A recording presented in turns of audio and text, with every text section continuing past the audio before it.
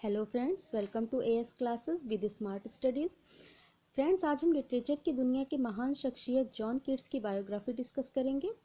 John Keats एक ऐसे poet थे जिनको अपनी लाइफ टाइम में कभी भी अपने वर्क्स के लिए वो पॉपुलैरिटी नहीं मिली जो कि उन्हें उनकी डेथ के बाद मिली। फ्रेंड्स, ओनली 25 की एज में ही कीट्स ने दुनिया को अलविदा कह दिया, बट इतनी कम उम्र में भी उन्होंने ऐसे वर्क्स लिखे जिससे वो लिटरेचर की दुनिया में सदा के लिए अमर हो गए।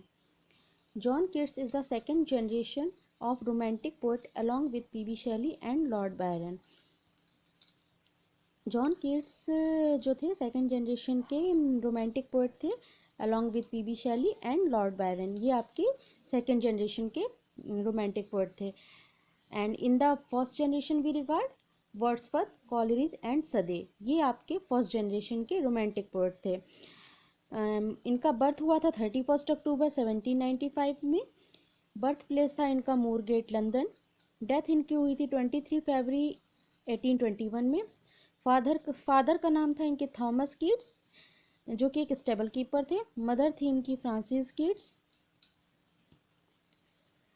John Keats was the eldest of four surviving children.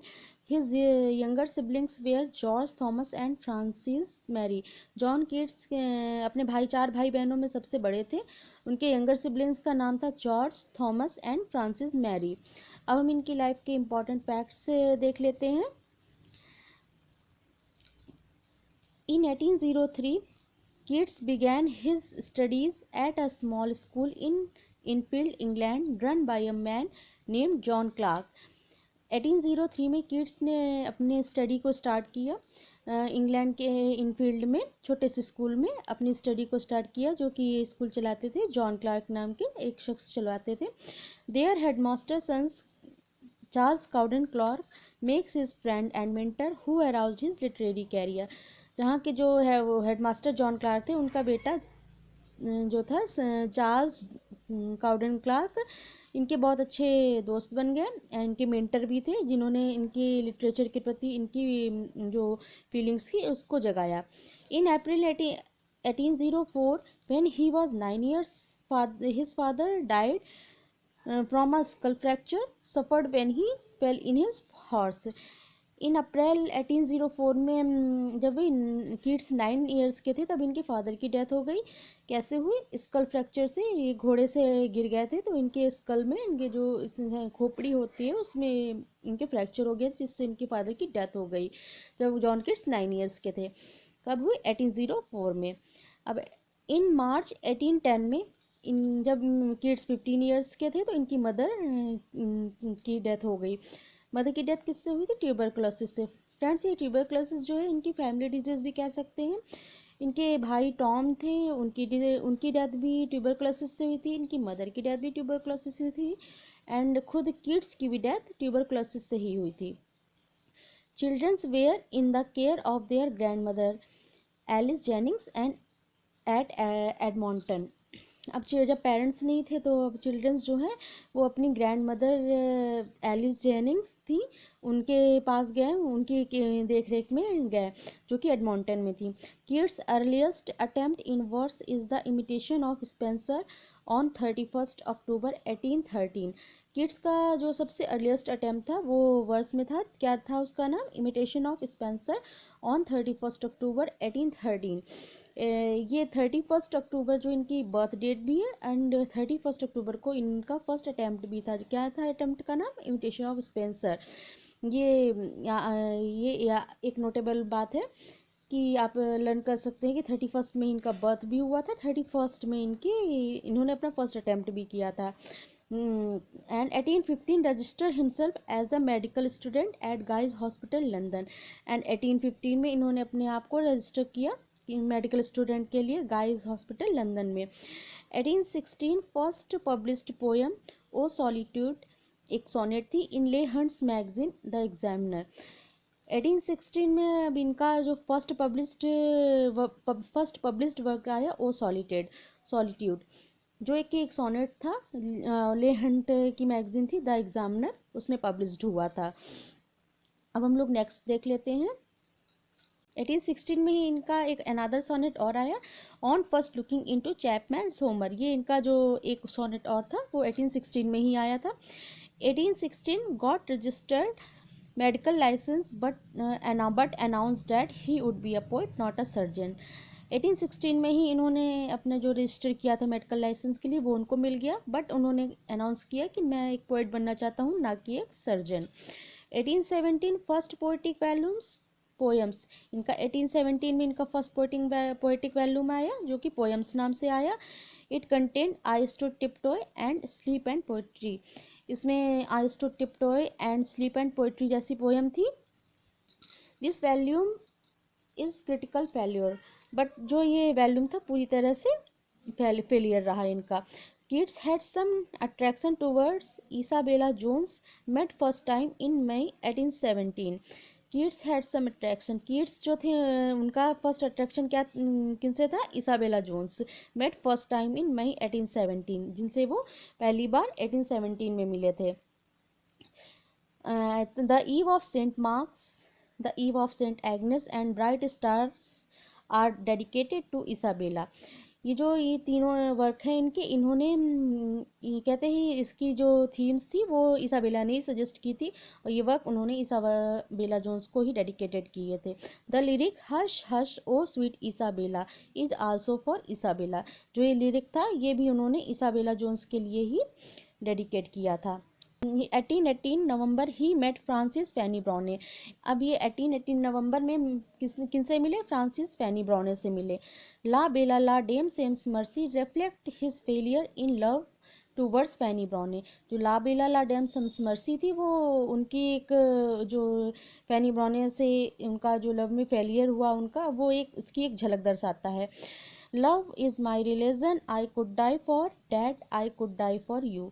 Love जो है मेरा एक धर्म है, I could die for that, मैं जिसके लिए मर सकता हूँ, I could die for you, and मैं तुम्हारे लिए भी मर सकता हूँ। जो ये लाइन है इसमें जो यू आया है ये उन्होंने फैनी ब्राउने के लिए लिखा है। ये जो पंक्ति है उन्होंने फैनी ब्राउने के लिए एक लेटर में लिखी थी 1819 में। ये लाइन उन्होंने फैनी ब्राउने के लिए लिखा था, यू का मतलब यहाँ फैनी ब्राउने से है। 1818 Endymion was published by Taylor and Hessey dedicated to Thomas Chatterton. अब 1818 में ही इन्होंने इंडीमियन को पब्लिश किया जो कि टायलर एंड हेसे जी ने पब्लिश्ड हुआ कराया, डेडिकेटेड टू थॉमस चैटरटन। और इन्होंने ये जो वर्क है इंडीमियन वो थॉमस चैटरटन को डेडिकेट किया। थॉमस चैटरटन कौन थे? यहाँ पे थोड़ा देखिए, थॉमस चैटरटन भी एक पोइट थे जो कि बहुत ही अर्ली एज यंग एज में ही ये भी इनकी भी डेथ हो गई थी। एंड देखिए, kids call it a trial of my power of imagination. Kids ने जो इंडीमियन को अपनी एक ट्रायल बताया है अपनी पावर ऑफ इमेजिनेशन का।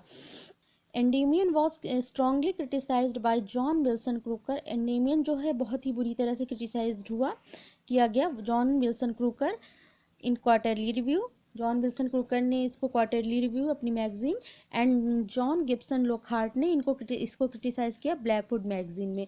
ये जो दोनों वर्क हैं इन दोनों विल्सन क्रूकर एंड गिब्सन लोकहार्ट के द्वारा बहुत बुरी तरह से क्रिटिसाइज किए गए Blackwood magazine and quarterly review में। लोकहार्ट advised kids back to the shop, Mr. John back plaster pills and ointment boxes। लोकहार्ट ने उनको एडवाइस दी कि आप जाइए अपने वापस उसी जगह मेडिकल लाइन में वापस जाइए, यहाँ लिटरेचर की दुनिया में आपका कोई काम नहीं है, जगह नहीं है। Back to the shop mister John, back plaster pills and ointment boxes, आप अपनी plaster pills and ointment boxes के पास वापस जाइए। ऐसे ऐसे के क्रिटिसाइज इन लोगों ने किड्स को किया। Lockhart coined the term Cockney school for the Hunt Hazlitt and Keats. अब लोकहार्ट जी ने देखिए इन एक टर्म दिया जो किस किस के लिए था, ये देख लीजिए, हंट हैजलिट एंड किड्स। ये एक टर्म था कोकनी स्कूल जो कि लोकहार्ट जी ने हंट हैजलिट एंड किड्स के लिए दिया था। ये टर्म था, बैड टर्म था, जो क्यों की दिया था? इन लोगों की लैक ऑफ एजुकेशन जो उनकी थी उनकी वजह से इनको ऐसे टर्म दिए गए कोकनी स्कूल जैसे। इन जुलाई 1818 ही कॉट अ बैड कोल्ड 1818 में इनको बहुत बुरी तरह से कोल्ड हो गया while nursing and caring his brother Tom, जब वो अपने भाई टॉम की केयर कर रहे थे, नर्स कर रहे थे, हु गॉट ट्यूबरकुलोसिस, जिनको को ट्यूबरकुलोसिस डिजीज़ हो गई थी, उनकी नर्सिंग एंड केयर में जो किड्स थे वो भी, उनको भी बहुत बुरी तरह से कोल्ड हो गया था।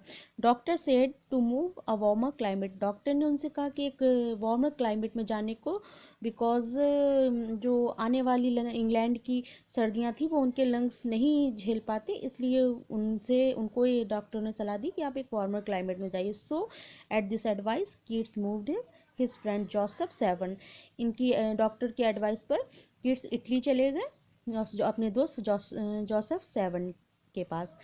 अब देखिए जो डेथ का कॉज था हमने बताया था इनकी ट्यूबरक्लोसिस ही था, कंजम्पशन को, ट्यूबरक्लोसिस को कंजम्पशन भी कहा जाता है, इनका डेथ का कारण ट्यूबरक्लोसिस था। अब हम लोग नेक्स्ट देख लेते हैं 1821 फरवरी 23 फरवरी में 1821 में in the lap of his friend Severn Keats took his last breath, जो 1821 में 23 फरवरी को अपने दोस्त सेवन की गोद में किड्स ने अपनी आखिरी सांसें ली। Keats buried at Protestant cemetery Rome, Keats को बरीड किया गया प्रोटेस्टेंट सेमेटरी रोम में। His epitaph, here lies one whose name was writ in water, उनके एपिटैफ में लिखा है here lies one whose name was writ in water, Keats ने खुद कहा था ये पंक्तियाँ मेरी बाद मेरी कब्र में लिखाया जाए, तो इसका मतलब है here lies one whose name was writ in water, यहाँ पर एक ऐसा लेटा हुआ है जिसका नाम पानी पे लिखा गया है। So friends, this is the biography of John Keats. अगर आपको ज़रा भी लेक्चर हेल्पफुल लगा हो तो please like share and subscribe जरूर करिए। एंड नेक्स्ट लेक्चर में हम इनके कुछ इंपॉर्टेंट वर्क्स डिस्कस करेंगे एंड उनकी समरी भी लेंगे। So thank you, thanks for watching, thank you.